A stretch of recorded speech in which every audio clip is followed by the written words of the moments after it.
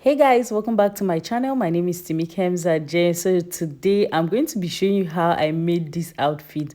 Look at this outfit, guys. It's giving, it's a vibe. I love the outfit so much. So it's a corset top and a pant. So first I'm going to show you how to draft the pattern. Then in our next video I'll be showing you how to sew the blouse. Then we'll do the pant one, right? So first I'm going to go off with my basic bodice pattern. If you don't know how to do this, I have so many videos on how to do this on my channel, right? So I'm just running my vertical measurements. That's from my shoulder to my armhole to my bust to my waist and my under bust, my waist, and then the length of the blouse. So I'm using the entire length of the cardboard for this.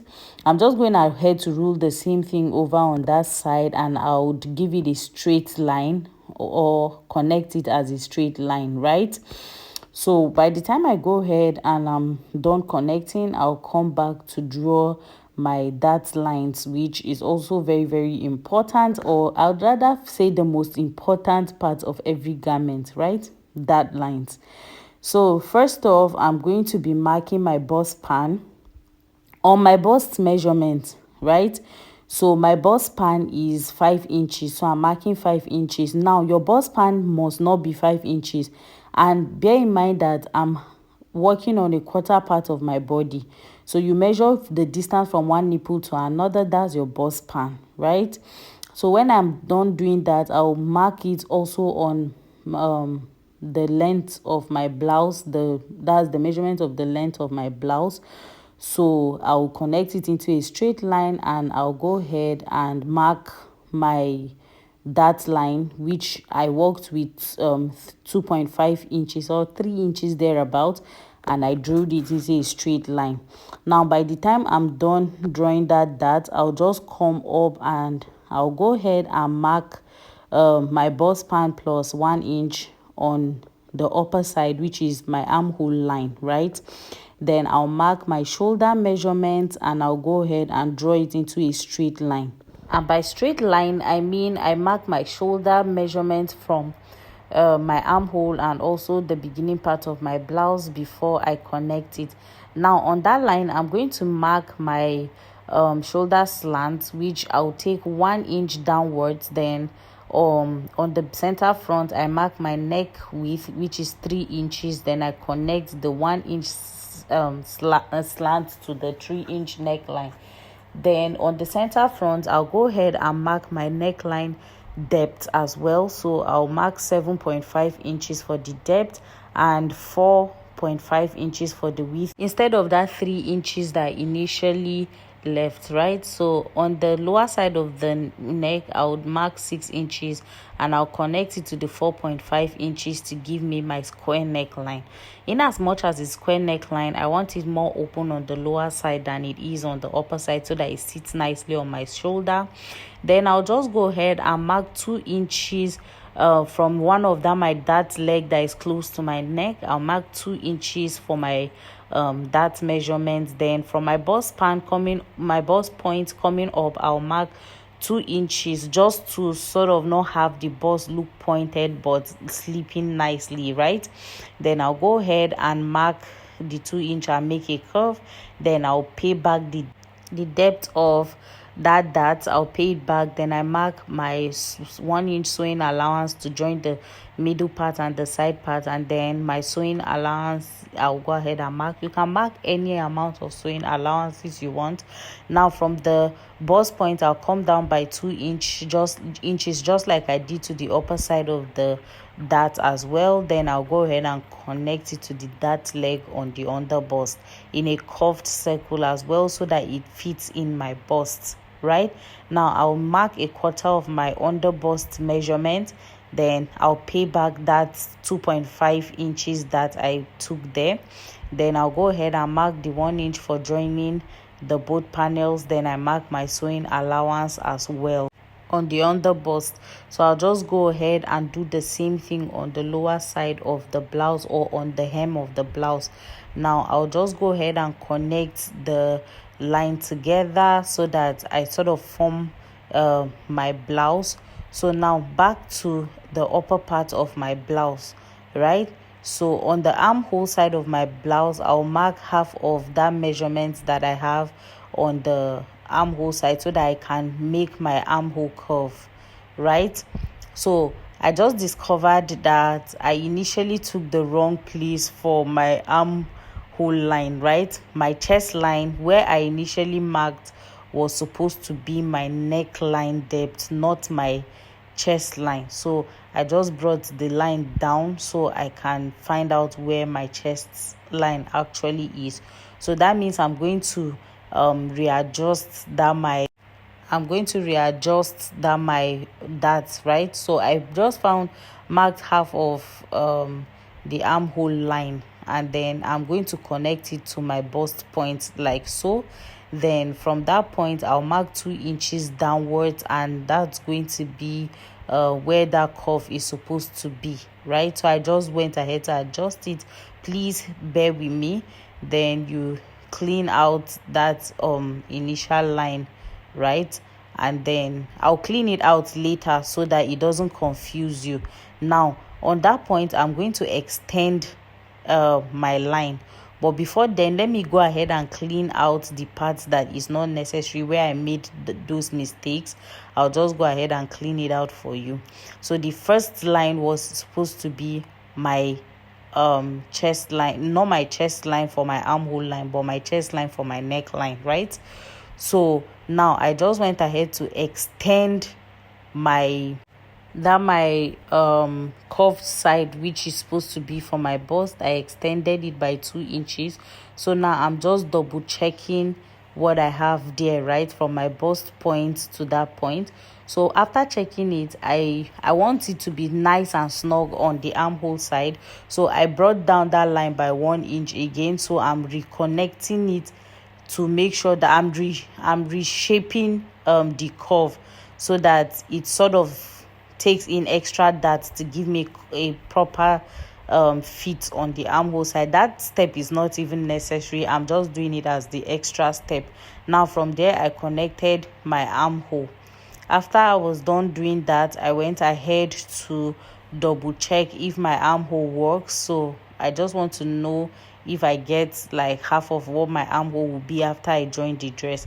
By the time I'm done, I just went ahead to put my tape and go through the side of the side panel, right, where my cup is going to sit.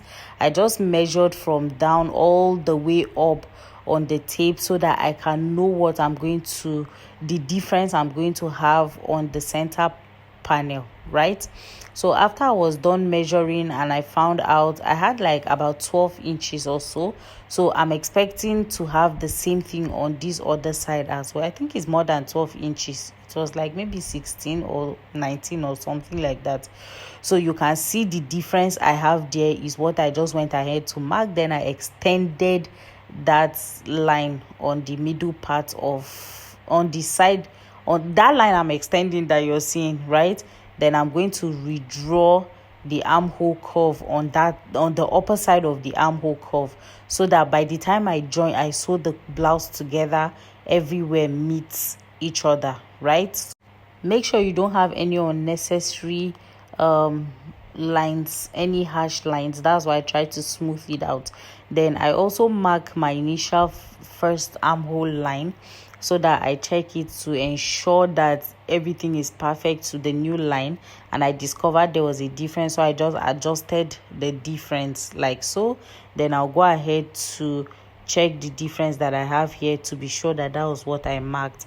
The thing about pattern drafting is just use your brain to think and know that whatever you miss anything, you must return it back.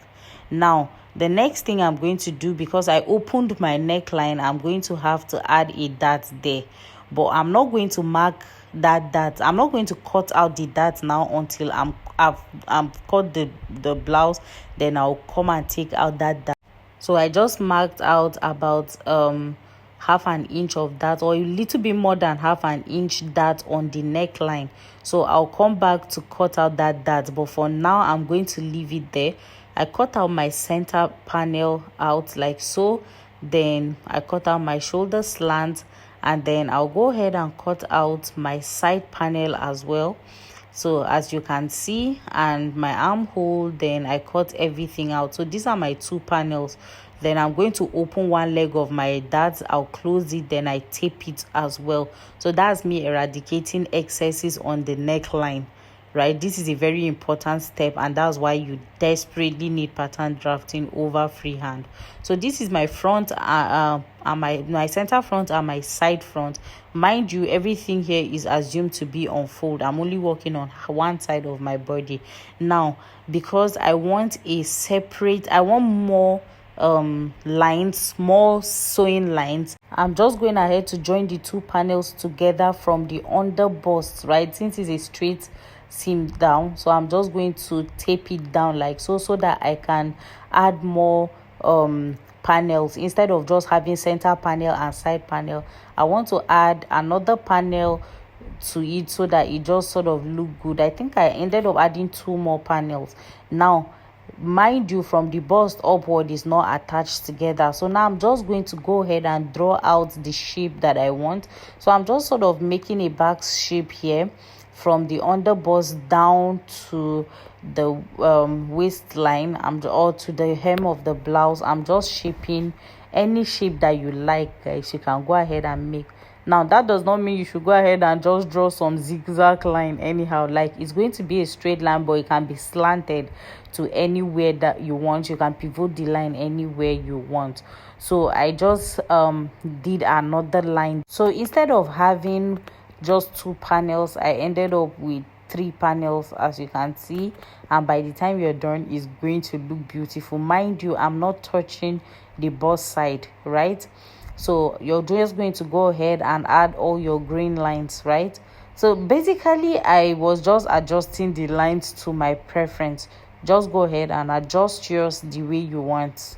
But for me, I just sort of moved it a little bit. By the time you're done, you add your green lines so you know the direction of your patterns. And don't forget to label your patterns, guys. Labeling your patterns is something I cannot overemphasize, because when you make any mistakes here, guys, sorry for you. So I added another line on the center front of the panel. If you like, you add another one at the side, but I did not end up adding any one. So I went ahead to label all my patterns. I have the center front, the middle front one, middle front 2 and 3, or the side front, right? So I added my green lines and I went ahead to cut. Then that was it, guys, for the front side of the blouse.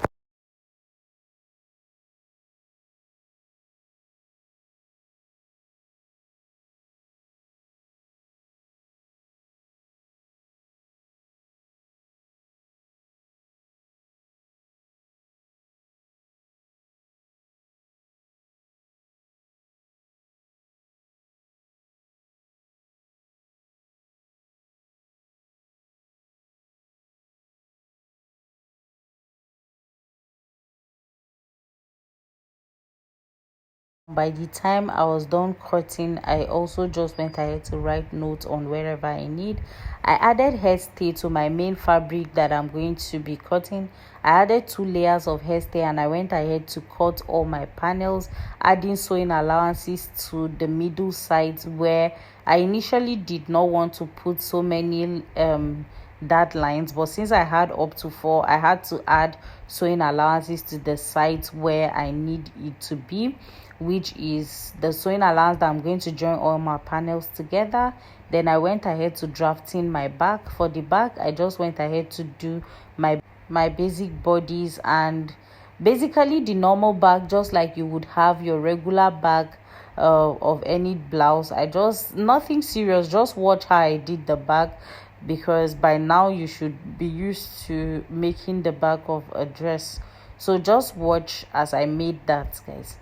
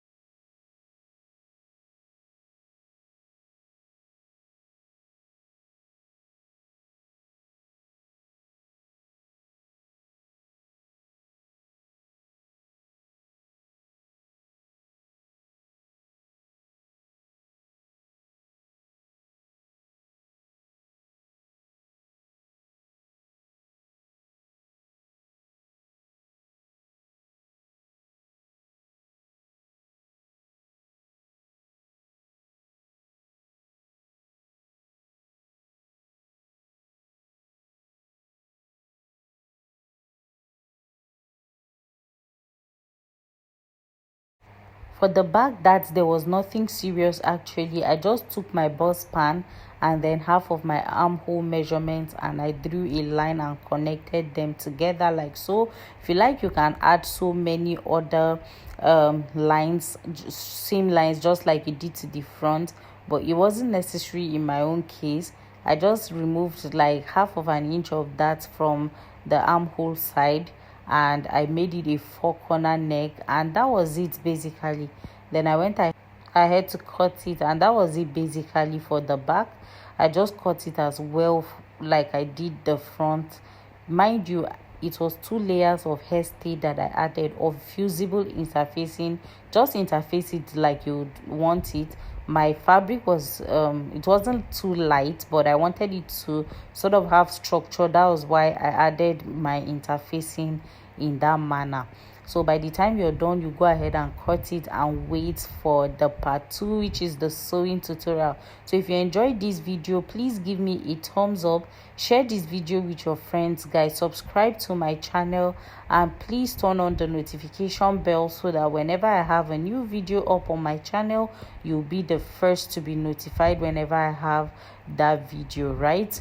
And then the sewing part is going to be up as soon as possible, so please stay tuned, and I love you guys. See you in my next video. Bye. I know you told your friend you're not okay, and tell me what's wrong and why you never said you felt that way. And guess you're trying to stay strong and fake a smile until I look away. But I've known you too long, it hurts to watch your blue eyes fade to gray as you fade away, as you fade away.